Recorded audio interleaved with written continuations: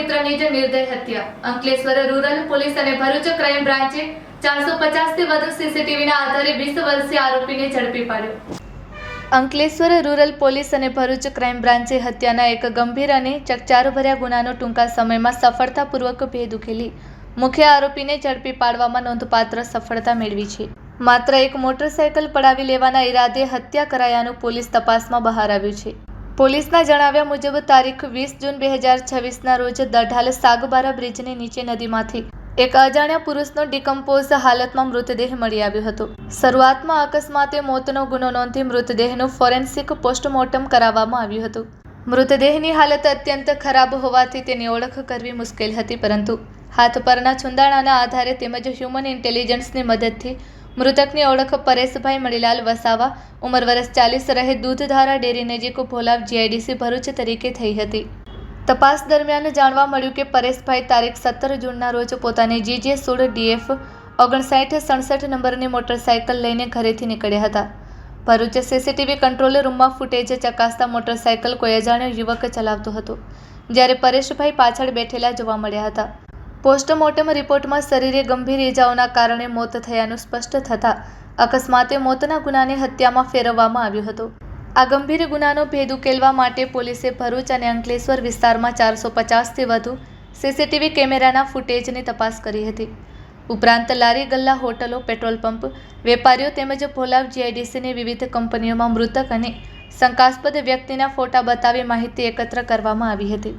તપાસ દરમિયાન ભોલાવ બ્રિજ નજીકના CCTVમાં આશરે 60 વર્ષના એક વ્યક્તિ સાથે દેખાયેલા શંકાસ્પદ યુવકના આધારે પોલીસે તે વૃદ્ધ સુધી પહોંચી માહિતી મેળવી હતી. ત્યારબાદ આરોપીના રહેઠાણની ઓળખ કરી તેના ઘર નજીક લાંબા સમય સુધી વોચ ગોઠવવામાં આવી હતી. અંતે આરોપી મળી આવતા તેને ઝડપી લઈ પૂછપરછ કરતા સમગ્ર હત્યાકાંડનો ભેદ ઉકેલાયો હતો. પોલીસ તપાસમાં બહાર આવ્યું છે કે મૃતક પાસેથી મોટરસાયકલ લૂંટી લેવા માટે આરોપીએ તેની નિર્દય હત્યા કરી હતી. પોલીસે આ કેસમાં નિર્મલ રાજુ નિષાદ, ઉંમર વર્ષ 20, હાલ રહે દૂધધારા ડેરી નજીક ભોલાવ GIDC ભરૂચ, મૂળ વતન ઉરાઈ ગામ, ફતેહપુર જિલ્લો, ઉત્તર પ્રદેશની ધરપકડ કરી વધુ તપાસ હાથ ધરી છે. અંકલેશ્વર રૂરલ પોલીસ અને ભરૂચ ક્રાઇમ બ્રાન્ચની ટીમે આધુનિક ટેકનોલોજી, હ્યુમન ઇન્ટેલિજન્સ અને સતત મેદાની તપાસના આધારે હત્યાના આ અંધારા કેસનો ટૂંકા સમયમાં ભેદ ઉકેલી આરોપીને કાયદાના હવાલે કરી નોંધપાત્ર કામગીરી બજાવી છે. તારીખ 20/6/2026ના રોજ અંકલેશ્વર રૂરલ પોલીસ સ્ટેશન ખાતે અમરાવતી ખાડીમાં સાગબારા બ્રિજની નીચે એક ડીકમ્પોઝ હાલતમાં એક ડેડ બોડી મળી આવે છે કે જેને જોતા તેની કોઈ જાતની ઓળખ શક્ય હતી નહીં, કારણ કે ચહેરા ઉપર ઘણો તો વિકૃત થઈ ગયો હતો. આ હાલતમાં પોલીસ દ્વારા તાત્કાલિક જ સુરત ખાતે ફોરેન્સિક FSL કરવા માટે ડેડ બોડીને મોકલી દેવામાં આવે છે અને ત્યારબાદ ડેડ બોડીના ફોટા અને બધું લઈ અને વ્યક્તિની ઓળખાણ માટે ખૂબ પ્રયત્ન કરવામાં આવે છે.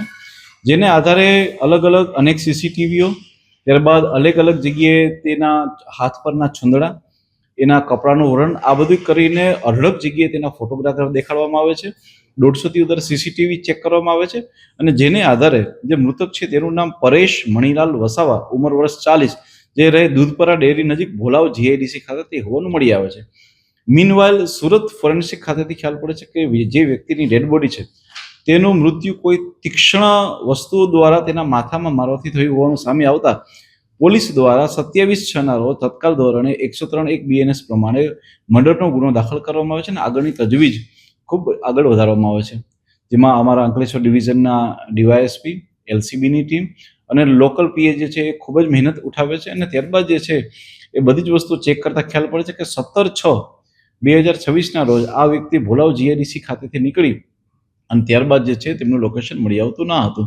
આગળ વધુ તપાસ ધરતા હ્યુમન ઇન્ટેલિજન્સના આધારે અને ટેકનિકલ ઇન્ટેલિજન્સના આધારે ખ્યાલ પડે છે કે એક વ્યક્તિ કે જેનું નામ છે નિર્મલ રાજુ નિષાદ, ઉંમર વર્ષ 20, જે મૂળ રહે છે ઉત્તર પ્રદેશ અને અહીંયા દૂધધારા નજીક રહે છે અને આ વ્યક્તિના ટચમાં છેલ્લે 1 વર્ષથી હતો.